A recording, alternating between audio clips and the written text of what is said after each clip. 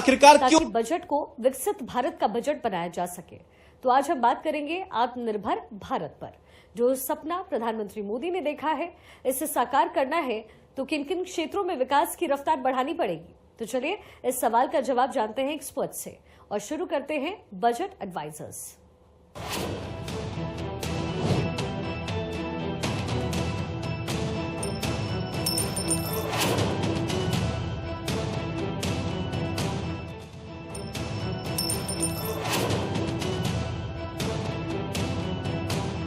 आसान क्रेडिट दीजिए MSME sector को, उनकी पेमेंट समय से करावें, उनको डिजिटल और सप्लाई चेन का इंफ्रास्ट्रक्चर दिया जाए सरकार की ओर से। और अगर ये तीन चीज़ें होंगी तो यही उद्योग रीढ़ साबित होगा भारत के विकास की। आने वाले दिनों में सब्सिडी की बात करते हैं, बहुत जगहों पर बहुत किस्म की सब्सिडी दी जा रही है। एमएसएमई सेक्टर को भी कुछ खास एरियाज़ में सब्सिडी की बड़ी सख्त ज़रूरत है और उनसे बुनियादी सुविधाएं बनेंगी। उससे हम देखेंगे कि काफ़ी फैलाव होगा हमारे विकास का छोटे शहरों में। ये कैसे हो सकता है? ये होगा एमएसएमई को बढ़ाने से, ये होगा स्टार्टअप को बढ़ाने से। मैं उदाहरण देता हूँ, छोटे छोटे आईटी हब, उनके बच्चे नौकरियाँ खोजते हुए नोएडा, दिल्ली, बंगलौर जाते हैं। उसकी बजाय अगर उनको लखनऊ, गोरखपुर, वाराणसी या देश के अन्य भागों, पटना इत्यादि में नौकरियां मिलें तो वो कम पैसे में ज़्यादा खुश होकर अच्छे से काम कर सकेंगे और अपने एरिया में न सिर्फ धनोपार्जन करेंगे बल्कि उसका उपयोग भी करेंगे और उससे वो चेन जो विकास की है वो बढ़ जाएगी। सतत आत्मनिर्भरता भारत को चाहिए, सस्टेनेबल सेल्फ रिलायंस। सिर्फ सेल्फ रिलायंस या सिर्फ से काम नहीं चलेगा अगर वो सस्टेनेबल नहीं है, अगर आने वाले 50-100 साल के लिए वो शहर तैयार नहीं है या वो गांव तैयार नहीं है। वो सततता हमारे हर सोच, हर कार्यक्रम सब में होनी चाहिए। उदाहरण के लिए सोलर पैनल की बात करते हैं। सोलर पैनल अगर गांव-गांव, पंचायत हर घर में पहुंच जाए तो हमारी बिजली की ज़रूरतें काफ़ी हद तक कम हो जाएंगी, हम आत्मनिर्भर हो जाएंगे। हम बात करें अगर समुद्री इलाकों की तो पूरा जो विंड पावर जनरेशन है बहुत उपयोग हो सकता है, काफ़ी हद तक वहाँ की ज़रूरतों को पूरा कर सकता है। डेटा सेंटर खुल रहे हैं, कहाँ खुल रहे हैं? फिर महानगरों के आसपास, बम्बई, बंगलौर, आपको हैदराबाद, ऐसी जगहों पर डेटा सेंटर खुल रहे हैं। होता क्या है, उनको बहुत बिजली चाहिए, बहुत हीट जनरेट करते हैं। कुल मिला के विकास हो रहा है पर उसके दूरगामी दुष्परिणाम भी हो रहे हैं। हीट आइलैंड बन जाते हैं वो डेटा सेंटर के आसपास। अब सरकार की नीतियां कुछ इस तरह की होनी चाहिए सततता को लेके कि आप ये डेटा सेंटर्स बनावें, मान लीजिए पहाड़ी इलाकों में जो ठंडे हैं, वहाँ पे ऐसी जगहों पे अगर आप डेटा सेंटर बनाते हैं तो आपको उतनी बिजली की ज़रूरत नहीं पड़ेगी, लोगों को लोकल रोज़गार मिलेगा। क्या हमारे यहाँ उस लेवल की ट्रेनिंग है? क्या एक बच्चे को हम अगर डेटा सेंटर चलाने को कहें, क्या वो लोग हैं? हिमाचल प्रदेश या कश्मीर या पहाड़ी सुदूर रीजन्स में नहीं है शायद। तो कौशल विकास की भी जो गतिविधियां हैं उनको भी हमको बढ़ाना पड़ेगा और देश के अलग अलग इलाकों में मिशन मोड प्रोग्राम टाइप में करना होगा। मेरा मानना यह है कि मेरे ख्याल से जो भारतवर्ष ने दिशा ली हुई है पिछले 10 वर्षों से इन्वेस्टमेंट लेड ग्रोथ मॉडल की, वो एक बिल्कुल सही विचारधारा है। कहीं ना कहीं भारत थोड़ा सा लेट है उसमें, लेकिन बिल्कुल सही दिशा की तरफ अग्रसर है।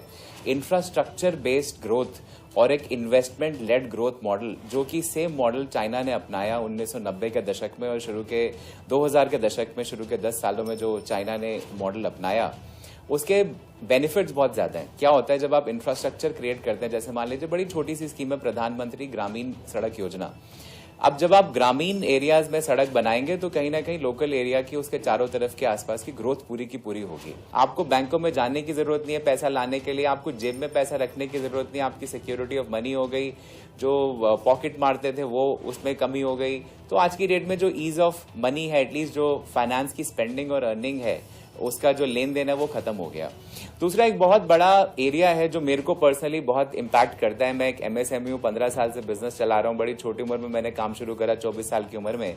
और मैंने देखा है कहीं ना कहीं गवर्नमेंट का जो रोल है of a provider and of a protector, government has to protect. Government का काम है आम आदमी को प्रोटेक्ट करना उन व्यक्तियों से जो पावर का अब्यूज कर रहे हैं। MSME के ऊपर सौरभ जी ने बहुत ज्यादा फोकस करा। MSME में सबसे बड़ी प्रॉब्लम यह है कि आज आप यूनिवर्सल बेसिक इनकम की तरफ बढ़ रहे हैं। आज आप एक व्यक्ति को पैसे देना चाहते हैं बिना काम करे हुए, लेकिन आप MSME को क्रेडिट नहीं देना चाहते 1 करोड़ रुपए का भी। उससे पता नहीं क्या कुछ का कोलैटरल नहीं मांगा जाता है, एज इफ कोई पाप कर रहा है। वो बंदा अपना घर परिवार बेच के दाव पे लगा के काम करके जा रहा है और व्यवसाय खड़ा करना चाहता है, जिससे कई लोगों को नौकरी और आगे बिजनेस को बढ़ावा मिलता है। इंडिया के अंदर वुमेन एंगेजमेंट अगर हम देखें इस देश में, this is one of the lowest, 25% पे खड़ा है। चाइना में 62% वुमेन एंगेजमेंट इंडेक्स है। मेरे ख्याल से वो एक बहुत बड़ा एरिया है जिसको देखने की जरूरत है। ऐसे क्या पॉलिसी मैटर्स हैं जिनकी वजह से हमारा एंगेजमेंट इंडेक्स इतना गिर गया है। कहीं ना कहीं women equality, protection of women, again protection of basic citizen from exploitation of power, ये आई थिंक एक बहुत बड़ा एक एरिया है जिसमें काम करने की बड़ी सख्त जरूरत है अगर हमें देश को आगे बढ़ना है, चाइना को मुकाबला करना है। चाइना के अंदर फोर्स मैरिजेस 1950 के दशक में बैन हो गई थी। जैसे सौरभ जी ने बोला 1980 के दशक में उनका एजुकेशन लेवल हमारे एजुकेशन लेवल से बहुत आगे था। हमारा जो एजुकेशन लेवल है उसमें इनइक्वालिटी बढ़ती जा रही है। आज एक प्राइवेट स्कूल जो अर्बन एरिया में है, दिल्ली, बंबई, बैंगलोर, हैदराबाद के अर्बन एरिया में जो स्कूल है उसकी एजुकेशन का स्तर और जो हमारे रूरल एरिया में स्कूलों का और कॉलेजेस का जो और यूनिवर्सिटीज का जो स्तर है उसके अंदर इतना बड़ा डिफरेंस आ गया है कि पहले तो हम लोग खाली सोशल डिवाइड, कास्ट डिवाइड और इकोनॉमिक डिवाइड पे बात करते थे, लेकिन एक बहुत बड़ा इस देश में इंटेलेक्चुअल डिवाइड खड़ा होने वाला है अगले 10 साल में। इसके अलावा मेरे ख्याल से एक्सपोर्ट्स के ऊपर फोकस इंडिया को करना चाहिए, जिस तरीके से आप मैन्युफैक्चरिंग को बढ़ावा देना चाहते हैं। और अगेन मेरा मानना यही रहेगा कि जिस तरीके से हम डिजिटल एजुकेशनल इंफ्रास्ट्रक्चर के ऊपर हम काम कर रहे थे और टूरिज्म इंफ्रास्ट्रक्चर के ऊपर काम कर रहे थे, ये एक ऐसे एरियाज हैं जहां से एम्प्लॉयबिलिटी बढ़ सकती है। बेसिकली मैं ये कह सकता हूं कि बजट को सभी का ध्यान रखना पड़ता है। बजट में जो इतने गरीब हैं उनकी नीड्स को पूरी करने की जरूरत है, जितने उद्यमी हैं उन लोगों के लिए ग्रोथ की जरूरत है, उसी तरह से जो मिडिल क्लास है उसके लिए हर टाइप की सोशल सिक्योरिटी, हर टाइप की फैसिलिटीज उसकी ज़रूरत है। उसी तरीके से अगर हम युवाओं के लिए ले तो एम्प्लॉयमेंट जनरेशन की ज़रूरत है, सेल्फ एम्प्लॉयमेंट जो है उसकी ज़रूरत है। और भारत एक युवा देश है। अगर मैं भारत के एज को चेक करूं तो 28 साल भारत की एवरेज एज है। अगर हम बाकी कंट्रीज से अगर उसकी तुलना करें तो चाइना की 38 साल है, जापान की 48 साल है। तो ये सारी चीज़ों को देखते हुए एम्प्लॉयमेंट जनरेशन एक इम्पॉर्टेंट चीज है। उसमें सेल्फ एम्प्लॉयमेंट की तरफ बहुत काम किया गया है, फर्दर और काम करने की जरूरत है। उसमें कुछ इंसेंटिव दे रहे हैं और ज़्यादा देने की जरूरत है। Skill development, startup, stand up, इन सब को मुद्रा लोन, इन सब जरिए से काफ़ी सेल्फ एम्प्लॉयमेंट बढ़ाया गया है। मैकेनाइजेशन और लेबर इंटेंसिव यूनिट्स में भी एक बैलेंस बनाने की जरूरत है। मैकेनाइजेशन वक्त के साथ जरूरत है, पर इंडिया की पॉपुलेशन ज़्यादा है तो यहाँ पे लेबर इंटेंसिव यूनिट्स को, जैसे कि अगर हम गारमेंट्स की, टेक्सटाइल्स की इंडस्ट्रीज को चेक करें, हम सर्विस सेक्टर को अगर हम चेक करें, प्रोसेसिंग फूड को चेक करें, तो ये सारी चीज़ों पे भी बहुत ध्यान देने की ज़रूरत है। जैसा अभी सौरभ जी ने बताया कि MSME एंड सर्विस सेक्टर ये दोनों इम्पॉर्टेंट हैं। At the same time PLI scheme जो है, PLI स्कीम और कुछ एरियाज में बढ़नी चाहिए। इंफ्रास्ट्रक्चर पे गवर्नमेंट बहुत इनिशिएटिव ले रही है और इंफ्रास्ट्रक्चर मुझे लगता है बहुत ज़्यादा ज़रूरत है। 1 लाख किलोमीटर की NH हम 2014 तक देखे थे, जो अभी 61-62 हज़ार किलोमीटर ये 10 साल में बन चुकी है। अगर हम रूरल रोड की बात करते हैं तो कोई टाइम पे 3 लाख किलोमीटर था, वो 5 लाख किलोमीटर के आसपास है। तो रूरल रोड भी बहुत अच्छे तरीके से बढ़ रहा है। प्रधानमंत्री आवास योजना है, तो आवास योजना में हम देखेंगे कि 4 करोड़ घर अगर हम देते हैं तो ये गरीबों की जरूरत पूरे करने के साथ में ये एक इंफ्रास्ट्रक्चर को बूस्ट देता है और साथ में सीमेंट, रॉड, माइनिंग, सारी चीजें टर्न अराउंड इफेक्ट रहता है इस चीज से। मकान इंडिया में बहुत तेजी से बन रहे थे, बढ़ रहे थे। उस टाइम पे मुझे याद है वाजपेयी जी के गवर्नमेंट के समय कुछ इनिशिएटिव्स लिए गए। कुछ इस तरीके के इनिशिएटिव्स हो कि उनके अगर इंटरेस्ट को कम किया जाए तो लोग ज्यादा मकान खरीदने के प्रति जाएंगे। डिफेंस मैन्युफैक्चरिंग काफी बढ़ी है, पर still long way to go. कि हमारा क्रूड इंपोर्ट बहुत बड़ा है, उसे हमें रोकना पड़ेगा। Electrification of car, electrification of other things, वो बहुत इंपॉर्टेंट चीज़ है। एट द सेम टाइम मैं अगर कह सकता हूं कि क्रूड के साथ साथ हमारा डिफेंस इंपोर्ट एकदम निल हो जाए, हम हर चीज़ को भारत में बनाने लग जाएं और डिफेंस एक्सपोर्टर की तरफ हम बढ़ रहे हैं, पर इसमें और बहुत ज़्यादा आगे बढ़ने की ज़रूरत है। बाहर की कंट्री के जो मैन्युफैक्चरर है वो इंडिया में कैसे आ पाएँ, कैसे अपनी चीज़ों को बढ़ा पाएँ, ये एक इम्पॉर्टेंट चीज़ है। कोरोना, अगर हम यूक्रेन के वार को देख लें, अगर हम इसराइल के वार को देख लें, तो उससे पता चलता है कि सप्लाई चेन का हमको और स्ट्रेंथन करना पड़ेगा। सप्लाई चेन डिस्ट्रप्शन हमने देखे हैं। अगर हम विकसित भारत की कल्पना कर रहे हैं तो हमको उसकी तैयारी आज से ही करनी पड़ेगी और उसी दिशा में काम करना पड़ेगा। जैसे हम 5 ट्रिलियन इकोनॉमी की बात करते हैं, लेकिन हमारे देश में सबसे बड़ी जो अभी समस्या है कि अधिकांश लोग बिजनेस से कनेक्ट नहीं हो पा रहे हैं किसी न किसी वजह से। अब इसमें सरकार ने बहुत सारी पहल करी और आप लोगों ने उस पर बताया भी है कि जनधन योजना हुआ, स्किल इंडिया हुई, डिजिटल इंडिया हुई, बहुत सारी चीज़ें। लेकिन अभी भी जैसे हम आत्मनिर्भर की भारत की बात करते हैं, तो आत्मनिर्भर का मतलब होता है खुद पर निर्भर होना। भारत की अपनी एक पहचान है। अभी आप देखेंगे कि हमारे देश के हर एक छोटे छोटे जिले की पहचान एक अपने प्रोडक्ट के लेकर के होती है कि ये प्रोडक्ट इस पर्टिकुलर जिले का है और उसी को लेकर उसकी पहचान है। उसको हम कनेक्ट उस तरीके से नहीं कर पा रहे हैं, क्योंकि जब हम ग्लोबल मार्केट में जाते हैं तो वहां पर हमारा जो कंपटीशन होता है बहुत बड़ा है और उनमें हम उनके साथ, उनके प्रोडक्ट के साथ कंपटीशन करते हैं, वहां हमारे लिए नुकसान होता है। जब हम अपनी चीजों पर ज्यादा बिलीव करेंगे, जैसे आप देखेंगे कि अगर हम मुरादाबाद की बात करते हैं तो पीतल नगरी की बात हो जाती है, आप आगरा की बात करते हैं तो चमड़ा से रिलेटेड, तो ऐसे प्रोडक्टों से अगर हम काम करते हैं, अपनी छोटी छोटी चीजों पर अगर काम करके और उस पर सरकार जोड़ देती है, वो ज्यादा बेहतर होगा। जैसे इंफ्रास्ट्रक्चर के साथ आपने देखा होगा कि सरकार ने इस पर बहुत काम किया है कि उसके साथ कॉरिडोर बना रही है, अलग अलग जगहों पे अलग अलग एरिया को डेवलप कर रही है। लेकिन मुझे ऐसा लगता है कि जो एम्प्लॉयमेंट की बात हो रही है कि एम्प्लॉयमेंट ज्यादा जनरेट हो जाए, इस समय बहुत इस पे चर्चा करी गई है, तो उसमें कहीं ना कहीं हम लोग एग्रीकल्चर को उसको इग्नोर कर दे रहे हैं, क्योंकि एग्रीकल्चर हमारा मूल है। हमारे 70% आबादी उसी पर डिपेंड करती है, गांव में रहती है। तो जब तक हम उनका व्यवसायीकरण नहीं कर पाएंगे प्रोडक्ट के हिसाब से, और उस आज के समय डिजिटल जमाने में आपने देखा होगा, इस पे बहुत काम भी हुआ। प्रधानमंत्री जी बार बार इस बात को बोल रहे हैं कि अलग अलग प्रोडक्ट को खुद प्रमोट करते हैं और अलग अलग प्लेटफॉर्म पर उनको ला करके वो दिखा रहे हैं। साथ में जब हमारी जो बैंकिंग सिस्टम है, कहने को तो हम आज 21वीं सदी में बैठे हैं, लेकिन वहां पर जो बैठे लोग हैं उनकी सोच बड़ी अलग तरीके से। अगर आप लोन के लिए जाते हैं तो इतनी समस्या होती है कि आम आदमी को मिल नहीं पाता है, तो उस पर हमें ज्यादा काम करने की जरूरत है। इस तरह की पॉलिसी बनाई जाए कि जो छोटे छोटे उद्यमी हैं उनको लोन आसानी से मिल जाए, जो स्मॉल स्केल के लोग हैं, क्योंकि वो 1, 2, 3 लोगों को रोजगार देते हैं। पहले तो स्वयं में उनका रोजगार हो जाता है, साथ में 2, 3 लोगों को वो रोजगार और दे देते हैं, और वो उनका जो वर्क प्लेस होता है उनका अपना ही प्लेस पे वो अपना काम कर लेते हैं।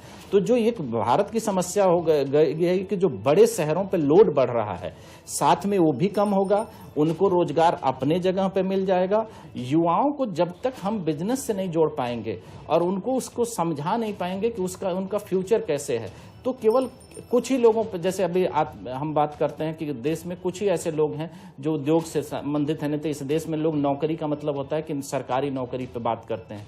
तो जब तक नए पीढ़ी को हम लोग इस तरह से नहीं ले जा पाएंगे कि जहां उनको लगता है कि नहीं, उद्योग का मतलब, नौकरी का मतलब सिर्फ उद्योग नहीं होता या सरकारी नौकरी नहीं होता है, हम अलग अलग तरह के बिजनेस के द्वारा भी छोटे छोटे अपने उद्योग लगा करके भी काम कर सकते हैं। तो इसके लिए उनको मेंटली तौर पे तैयार भी करना पड़ेगा, उनको ट्रेंड भी करना पड़ेगा, और इस तरह की पॉलिसी सरकार को लाना पड़ेगा कि जिससे इनको जो ऋण की अगर हम सुविधा करते हैं या रिबेट की सुविधा जो कर रहे हैं, ये बहुत आसानी से मिल सके। जैसे सौरभ जी ने पहले बोला, आई थिंक कौशल विकास की तरफ काफी अच्छी स्टार्ट हुई थी।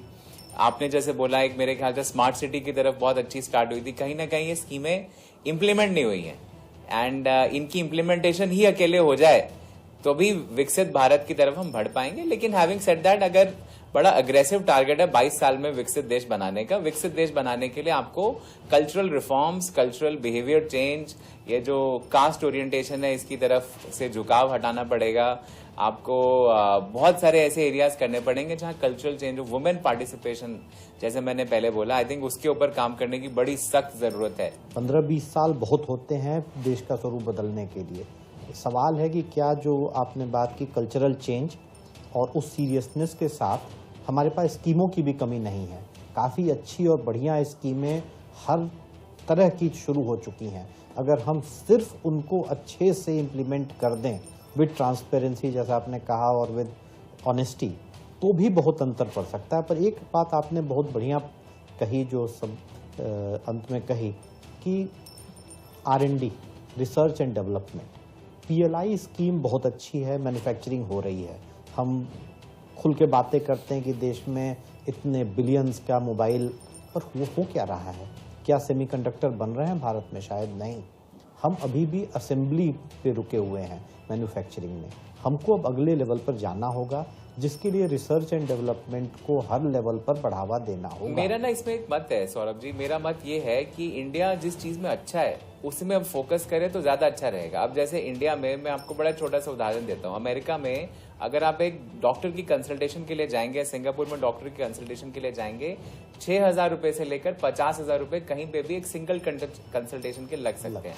$500 इन US कॉमन है कि अगर आपको एक न्यूरोलॉजिस्ट, एक सुपर स्पेशलिस्ट का एक एडवाइस लेना है, केवल आपको दिखाना है, इंडिया में 1,500 रुपए से ऊपर अच्छे से अच्छा हॉस्पिटल चार्ज नहीं कर सकता। $500 मतलब लगभग आप मोटा मोटा 40,000 रुपए की एक कंसल्टेशन का पैसा दे रहे हैं डॉक्टर को। तो कहीं ना कहीं इंडिया को यह बताना पड़ेगा कि services as an export, India product नहीं एक्सपोर्ट कर पा रहा, कोई बात नहीं, सर्विसेज तो एक्सपोर्ट कर सकता है। हल्का सा एक 10-15% चेंज करने से आप सर्विसेज एज एन एक्सपोर्ट को बढ़ा सकते हैं। प्रोडक्ट तो जब बनेगा तब बनेगा, मैन्युफैक्चरिंग हो रही है, कुछ एरियाज में हो रही है, कहीं ना कहीं एक्सपोर्ट को बढ़ावा देना पड़ेगा। वियतनाम आज इंडिया से ज्यादा एक्सपोर्ट करता है, बांग्लादेश इंडिया से ज्यादा एक्सपोर्ट करता है, कई एरियाज में करता है। वियतनाम, इंडोनेशिया ने काफी मैन्युफैक्चरिंग भी अपनी बढ़ाई। पर मैं एक चीज बताऊंगा, इंडिया को अपने रूपी को स्ट्रेंथन करना पड़ेगा, और इंडिया की एक्सेप्टेबिलिटी वर्ल्ड ओवर, अगर आप देख लीजिए, एक तरफ रसिया हो, एक तरफ मिडिल ईस्ट हो, एक तरफ यूरोप हो, एक तरफ US हो, इंडिया की एक्सेप्टेबिलिटी इस लीडर ने बनाई है। और इसके लिए हम इंडिया के रूपी को स्ट्रेंथन तभी कर सकते हैं जब रूपी में जो हम 15-18 कंट्रियां आप थोड़ा थोड़ा चालू करी है, वो आगे ज्यादा रूपी की उसमें रहे, और वन विंडो हो, बाहर की कोई भी कंट्री आना चाहे, कोई भी मैन्युफैक्चरर आना चाहे, वन विंडो से हम फैसिलिटी दें, जैसे बाहर के कुछ कंट्रीज में रहता है। इसके लिए भी आपको करप्शन और ब्यूरोक्रेटिक रेड टेपिज्म को काटना पड़ेगा, उसके बिना रोकना पड़ेगा। जैसे ये सारे इनिशिएटिव जो है मेक इन इंडिया के,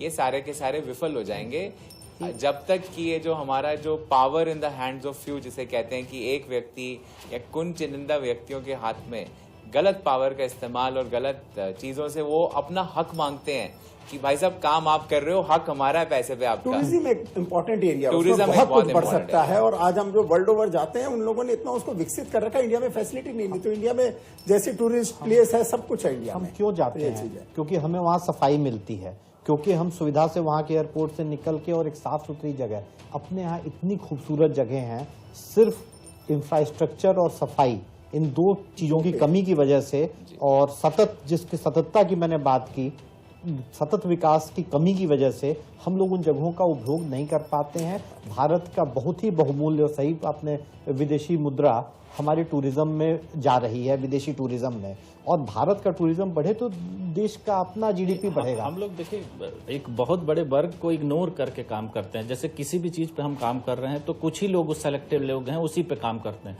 हम जब तक सबको अपने साथ नहीं जोड़ पाएंगे, सबकी भाग, क्योंकि टूरिज्म में मतलब ऐसा थोड़ी है कि एक पर्टिकुलर एरिया में, वो हर जगह पे है। तो जब तक हम लोगों को वो चीज बता नहीं पाएंगे, ये सरकार की जिम्मेदारी बनती है कि लोगों को अपने साथ कनेक्ट कर पाए। जैसे अभी जनधन खाते की बात करी गई, तो इतने खाते सरकार ने जिम्मेदारी उठाई खोले। अगर हम स्वच्छ भारत अभियान में इतने टॉयलेट बनाए गए तो सरकार ने वो जिम्मेदारी उठाई है। इसी तरह से जो अपने टूरिस्ट स्पॉट हैं, या जैसे जो व्यवसायिक दौर पर हम लोग बात कर रहे हैं, कि जितने लोग हैं कहीं पे भी हो, ग्रामीण इलाकों में भी हो, बहुत सारे ऐसे जगह हैं, बहुत सारे ऐसे प्रोडक्ट बनते हैं। 5-10 करोड़ लोग या एक शहर विकसित हो जाने, 4 शहर विकसित होने से कुछ नहीं होगा। उनको कुछ कहीं न कहीं इससे हमें कनेक्शन बनाना पड़ेगा। जी, आपका पॉइंट ना बहुत इंपॉर्टेंट है, क्योंकि सारे पॉइंट्स को सम्मिलित करते हुए जो आपने एयरपोर्ट्स की बात करी, 150 एयरपोर्ट से 225 एयरपोर्ट ले जाने के लिए, उसमें से भी कितने एयरपोर्ट फंक्शनल है? क्या आप कुल्लू मनाली के एयरपोर्ट को यूज कर पाते हैं, शिमला के एयरपोर्ट को यूज कर पाते हैं, छत्तीसगढ़ के एयरपोर्ट्स को यूज कर पाते हैं? कहीं ना कहीं टूरिज्म के विकास से। और सर, किसान इन्होंने एक उठाया था, किसान में हमारे जो एग्रीकल्चर प्रोड्यूस है वहाँ स्टार्टअप्स बहुत अच्छे तरीके से विकसित होने चाहिए।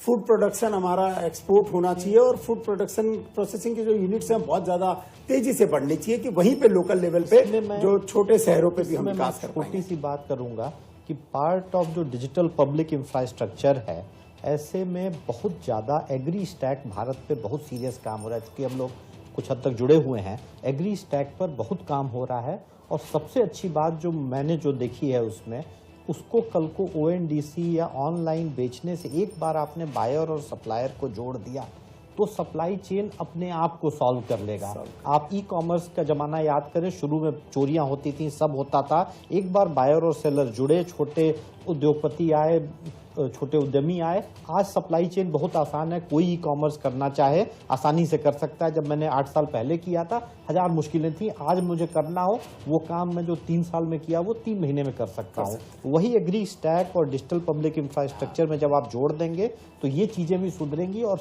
जो सौदरी जी ने कहा कि किसान भी रीढ़ है भारत की, अगर वहां पर उसको पैसा मिलता है और उसको सुविधाएं मिलती हैं और बच्चों को पढ़ाने और स्वास्थ्य की सुविधाएं मिलती हैं तो नीचे से भारत पनपेगा। और तब सही मायने में किसान सबसे बड़ा माइक्रो एंटरप्रेन्योर है इस देश का। और कहीं ना कहीं अगर किसान का हम level of education, level of standard, level of thinking, level of research, level of digitization के थ्रू उसको जो रिसर्च दे सकें, जो आपका एक बड़ा इंपॉर्टेंट एरिया था, जो किस तरीके के सीड्स आ रही हैं, किस तरीके के सीजन में क्या बेस्ट हो सकता है, उससे मेरे ख्याल से जो माइक्रो लेवल पे 45% जो देश हमारा डिपेंडेंट है एग्रीकल्चर पे, उसको एक बहुत बड़ा बढ़ावा मिल सकता है। आई एम श्योर इस बजट में कहीं ना कहीं कुछ हम हैंडीक्राफ्ट्स भी जैसा कह रहे थे, पित्तल हो, हमारे मधुबनी पेंटिंग, वो सारी चीजों को हम ODOP में लोग बढ़ा रहे हैं, पर उसके लिए प्लेटफॉर्म को बढ़ाना पड़ेगा और आगे मेरे ख्याल से बजट से काफी उम्मीदें हैं, क्योंकि पहला बजट है ये तीसरे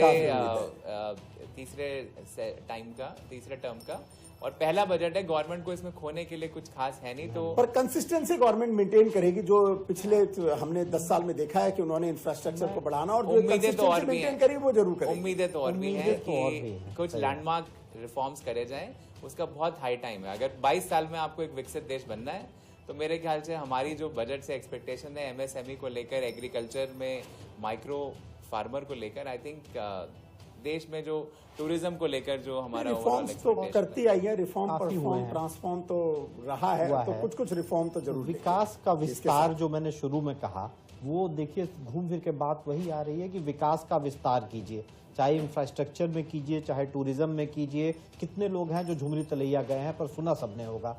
बहुत अच्छा सेंटेंस है। इसको समराइज करने के लिए हमारी बजट की डिस्कशन को विकास पे जोर, और मेरे ख्याल से जो हमारा माइक्रो एरिया है, माइक्रो एंटरप्रेन्योर है, पूरा का पूरा मास लेवल पे कहीं ना कहीं हर आदमी की उम्मीद है इस बजट से, और हम कोशिश करेंगे बढ़िया हर सेक्टर को समावेशी रहेगा और हर सेक्टर के जरूरतों को आत्मनिर्भर भारत, विकसित भारत बन पाएगा।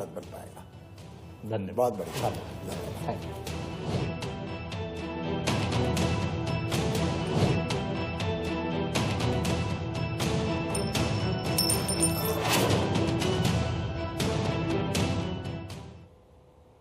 तो सुना आपने बजट एडवाइजर्स की क्या है राय। कैसे विकसित भारत के सपने को साकार करने के लिए छोटे और मंझोले उद्योगों को बूस्टर डोज देने की जरूरत है। कैसे सिर्फ महानगरों में ही नहीं बल्कि असल भारत यानी कि गांव तक विकास की गाड़ी को रफ्तार देने की दरकार है। बस चंद घंटों का वक्त बचा है जब निर्मला सीतारमण मोदी 3.0 का आम बजट देश के सामने रखेंगी।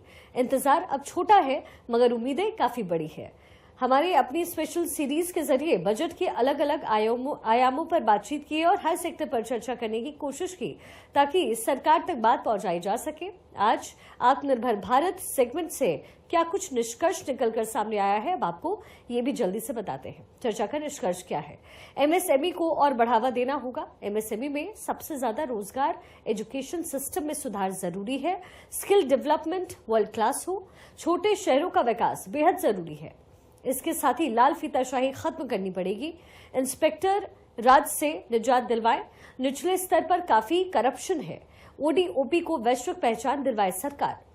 कौशल विकास पर ध्यान देना अनिवार्य होगा। ट्रेनिंग को विश्व स्तरीय बनाना अनिवार्य है। डिफेंस हेल्थ में आत्मनिर्भर बने।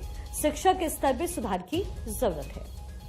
बजट में हर वर्ग का ख्याल रखा जाएगा। छोटे छोटे कारोबारियों को राहत पहुंचाई जाएगी।